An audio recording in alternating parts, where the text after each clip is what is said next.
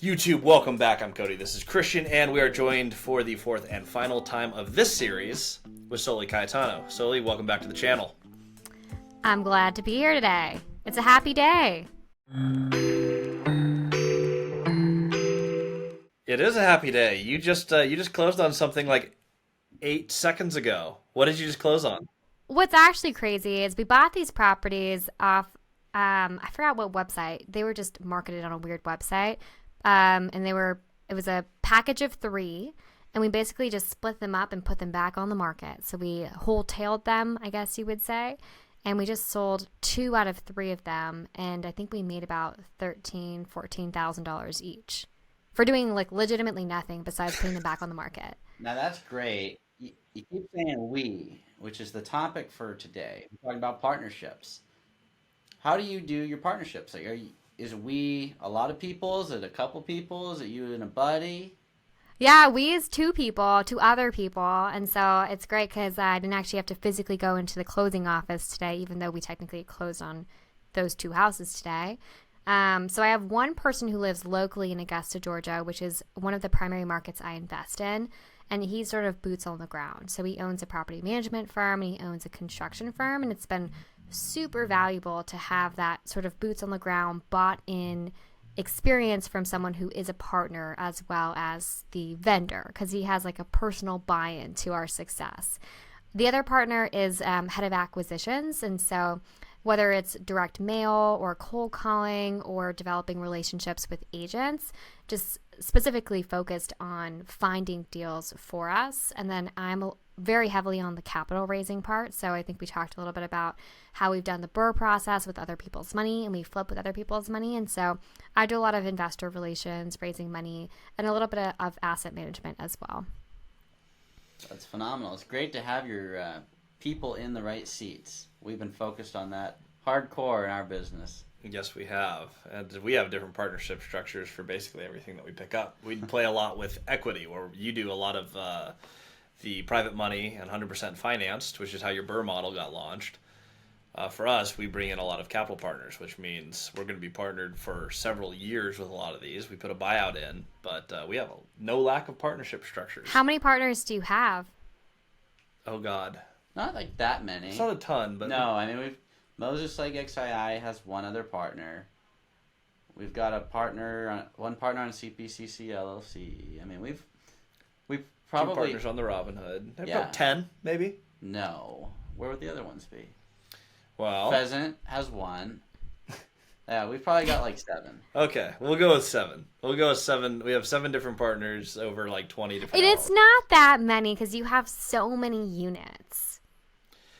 In proportion to the number of units, it's very low. Compared to a lot of people would syndicate to get over 100 units in 2 years, which would mean they're taking on like 20 to 50 partners, sometimes even more, depending on how they're structuring their syndication. We haven't done that. I can't remember. Have you ever... I have done a syndication, 64 units in Cleveland. I was a general partner and invested in the limited partner area as well. But I think what people define as partners is sometimes a little bit confusing. It's just like a word that people throw around a lot, like whether you're a debt partner, an equity partner, a passive partner, an active partner. And like maybe that's a good place to start for people who don't know anything about partnerships, doing a little bit of definitions. That is a good point. For this video, let's call partners your active core partners. Cody and I are partners on multifamily strategy and all of our real estate. We're even partners on We own equity everything. in the company. Equity in the company and have operational control. We'll call that our main variables, because we have a few LLCs that have different people who actually have some sort of legitimate stake in the longevity of that company or that deal. So you have 2 main partners. Are those your 2 main partners on everything that you do? Just the stuff in Augusta? How does that work?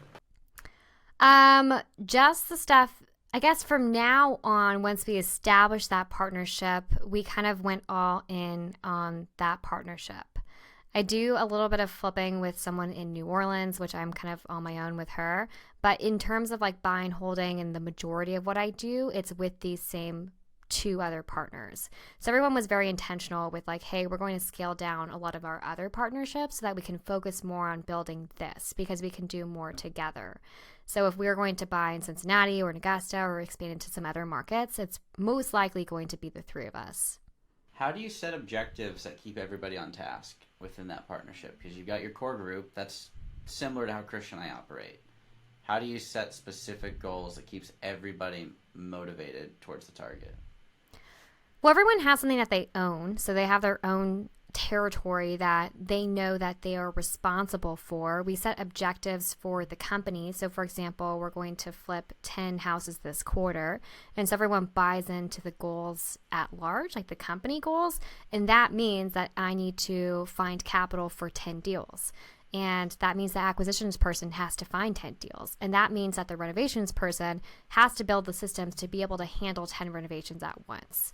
And so I think that's kind of like segmenting people into where they sit best and what are you responsible for, and then letting them own that specific portion so that they're responsible for figuring out how to make it work within their bucket. But everyone's aligned on the core quarterly goals and the annual goals. Have you had any experiences yet with partnerships where you set those targets and you have 1 or 2 partners that are not living up to their role? Because you start out with, hey, we're doing 33, 33, 33. What happens when one person puts in 10% and the other person puts in 90%? And I think that's where like honest conversation comes into play. And so like, yes, I have for various reasons, like maybe it's someone's life situation has drastically changed or whatever. Maybe they don't even know that they're slacking in their role. But if you can't have honest conversations like, dude, what's going on? You're holding up this whole process. You're not like, these are our goals. We all agreed to them. And like, you're not pulling your weight. I think being able to have that very confrontational but respectful conversation is really key in partnerships. And a lot of people, like, I'm not a confrontational person, but like, if we need to have a conversation, we're going to have a conversation because that's like key to the success of everybody in the partnership. So I think setting up like goals that everybody can buy into, and then setting up regular check-ins where things are tracked by metrics. And a lot of, it's like metrics don't lie, numbers don't lie. How many offers have we put in? Did you meet your goal of 10 or not? And so in those different scenarios, it's really hard for people to hide behind excuses because it's like the metrics are the metrics, the numbers don't lie. When you're setting up those metrics, is that something does that live in your operating agreement? Is that something that you guys put in writing? How do you actually set that up on the front end so you know what to hold people accountable to? This is something I know that we did not do a good job of when we first started. There's a lot of things we didn't do a good job of. Yeah, but we did a lot of like, oh, we're going to figure it out. And there's been a lot of adjusting of roles really consistently of like, hey, I'll do this, or balls get dropped because no one signed up for that individual role.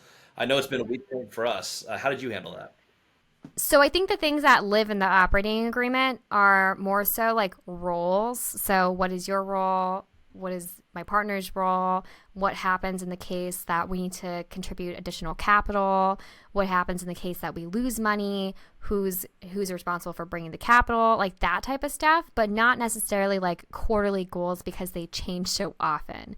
So we'll have like meetings where it's memorialized in writing, but that's kind of as far as we go in terms of making sure everybody's on the same page. Perfect. So you guys will basically keep meeting minutes. Yes, meeting minutes. Oh, perfect. Where you've discussed it and documented it. We need to get on that. But that is a great way to do it. Where you're right, things change so fast, especially as a small business. Cody and I have seen so much of that, where it's like, hey, we wanted to do this, now this has changed, or someone wants to move, or there's all sorts of things that happen. I think the big thing that we have found consistently, and I wonder what your opinion is on this, but we set a target. And we just say you can't renegotiate anything until you hit that target. Like for us, it was when we hit 100 units, we're going to hit 100 units. We're 50-50. I don't care what happens until we hit that. And once we hit it, we looked at our goals and we went, okay, well, the pieces have shifted. Now my wife has left teaching. Both of us are working in the company. And what we ended up doing is Cody let me trade him my equity in a building for the property management company because our parts had changed. But we didn't adjust anything at all until we hit the original target, and that's been helpful for us. Curious your thoughts on that. That was a strategy that it's worked for us. I don't know if it works for everyone, but It I was haven't something heard good. that before, but I guess it builds like buy-in. And if anything really needed to change for some drastic reason, you probably are close enough to have that conversation beforehand. I've never done that personally in a partnership, but I think it's an interesting way to go about it. It worked. Yeah, I found that when you go too long over time, people's life situation will change in a way where the Yeah. partnerships have to change. So if you set specific benchmarks of this LLC is being designed to do this, and once we've hit that, we're going to get together as a team and figure out what our next benchmark is. Do we want to separate? Do we want to readjust? Do the equities need to be swapped? If I found out, as we went through a project, luckily Cody and I both bring very unique things to the team. But if we had found out that I did 10% of the work and I got distracted with another project and Cody was carrying Mm-hmm. 90% of the load, there would probably be a conversation on if we want to continue partnering, we might need to just adjust the equities to be more in alignment. Yeah, and I think that's fair. It's like, it's always a fluid conversation, and I think that everyone should have some sort of like annual meeting where you talk about like what is the goal from this partnership? Like how much do we want to distribute out in terms of cash flow? Because if you don't have that conversation, then one partner is going to be like, "No, let's reinvest it all." The other person's going to be like, "No, I need to live on this money." Or our decision to pivot into flipping, it was like, "Wow, do we really want to do that, or do we really want to just take the $150 and build up some passive income?"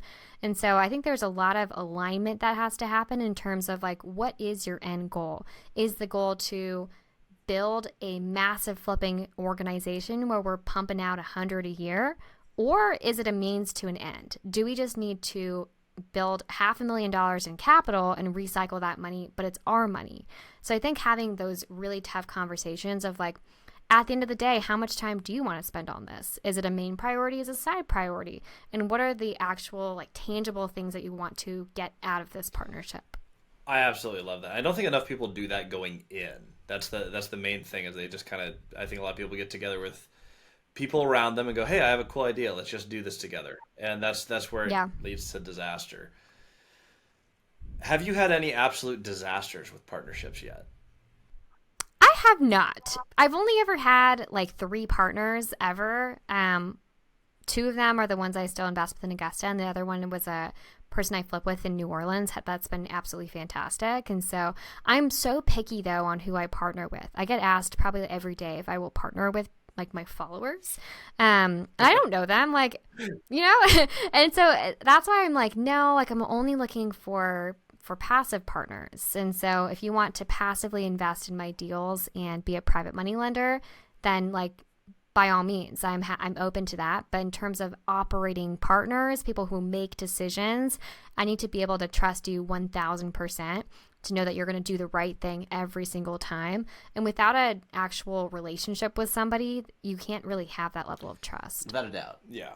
What about partnering with friends and family? We have thoughts on Rules. this. Yeah, we've just established rules, and we've had a couple lessons learned along the way with existing friends and family. So we're talking about friends outside of, like, you haven't done business with them yet, personal friends, and then family members. What about, Partnering like like active active partners, partners? like operating Let's go on partners. an adventure with someone I already And the answer know. is no. No, I think is no. Because again, like, you don't want to risk the relationship. The friendship is much more important than, a couple bucks that they can make. But if they want to be passive investors, I'm fine with it. I would do anything in my power to pay someone back, even if the deal went wrong. So I know that I can take care of their money. And if they want to build their wealth while I build my wealth, I'm like happy to make that arrangement if they understand that they are just a passive partner and not an active partner. But if they wanted to be like hey, I want to actually invest with you and be like your main partner, I'd probably shy away from And that. you've built your business to a point where you can have a deal go not as expected, and you can cover that for individual investors. Yes. We talked about that in the, I guess, 2 videos ago, maybe about the 10 unit. You can go hear about my worst deal ever, which is actually okay. But yes, I mean, people always like to expect the best in partnerships. All they see is the upside, but they don't realize that there's an equal downside, and you don't know how people are going to react in stressful situations. Yeah, no, that's been very consistent for us. We've partnered with one person who was one of my prior friends, and the one thing that I know. Oh, I like how you said Well, prior they were a friend friends. before business. I want to specify, like, for example, Okay, so Cody and I are friends, but money's always been a part of our relationship. So it didn't change our relationship when we have ups yeah, and downs financially. yeah. It doesn't Matter. It doesn't matter because we're business partners first and friends second, even though we're great friends.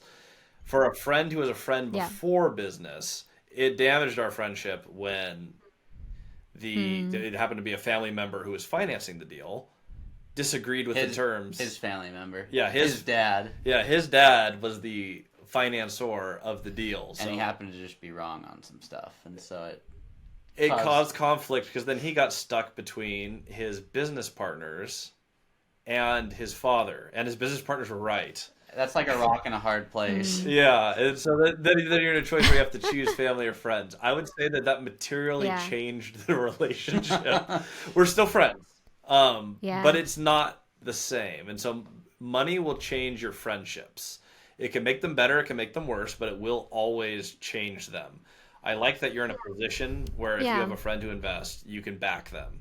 If you're starting, so say you hadn't proven yourself in business yet, would you still start with a friend? Oh, that I had no experience. No. I don't know. I mean, I think it depends. My mom was my first private money lender, but it was a small enough amount where I had the savings to know that I could pay her back anyways.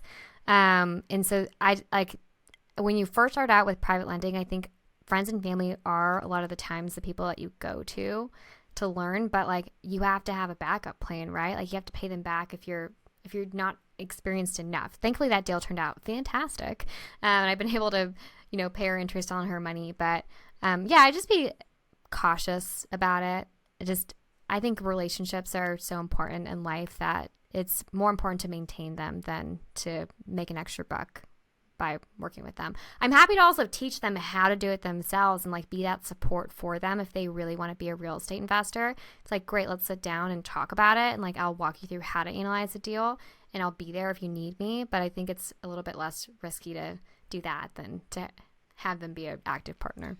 Absolutely agree. That is, I love teaching people how to play the game. And there's no real risk if I teach you how to play the game and your deal doesn't go right. You didn't give your money to me. It's not the same. So I do like that method a lot. And I know a lot of people do get started with parents. I have a few friends who've had parents invest in a deal and it's gone really well. I think you hit it right on the head. If you're going to do that, which isn't what I recommend, but if you're going to do it, you have a backup plan of if this goes sideways, I can make this relationship or the money whole so that it doesn't damage my relationship. And I think that is a fantastic principle to have in place around the friends and family. Cool. That's what I have for partnerships. Soli, any other words of wisdom on partnerships that you can share with the audience before we sign off? I feel like I'm more curious about you guys. Like, what questions do you ask potential partners before you decide to partner with them? Since you have a lot more partners than me, you might have a better set of questions. We've got rules where we don't partner with people that can afford to bury us. And that is a significant risk until you hit like the $10 million net worth mark. Because when you've got $10 million invested, you've got enough money to hire the best attorneys. If it's invested and earning 6%. So when we are looking at partnering with people, number one, we need to know what their balance sheet looks like after you've established goals and all that. The actual questions, the qualifying questions, are what the balance sheet looks like. You've got 3 resources. You've got your cash, which is liquidity. You've got cash flow, and you've got equity. We want an understanding of where their pieces are at because that determines how well they're going to work with us.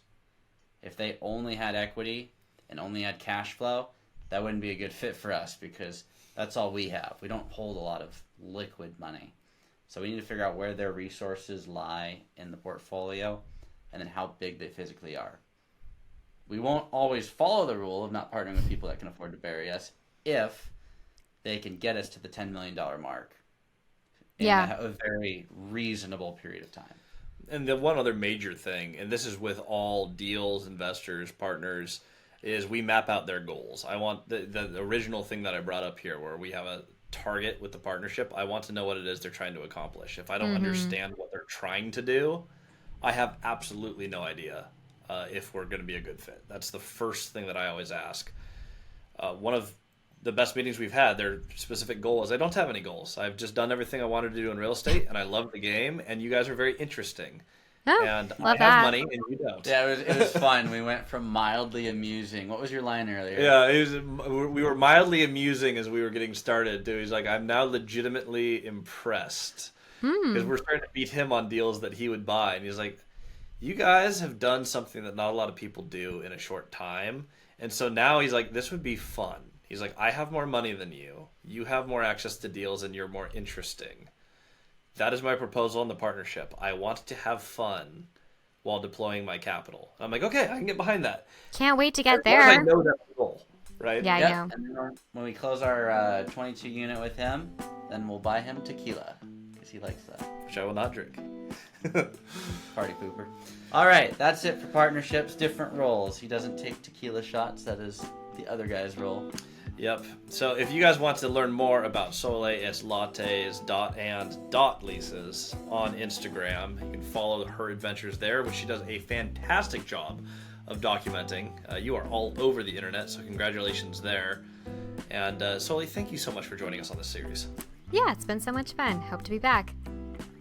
I'm 100% sure you will be. Till then, check out the other episodes in this series, and we'll see you guys all next week with our next guest.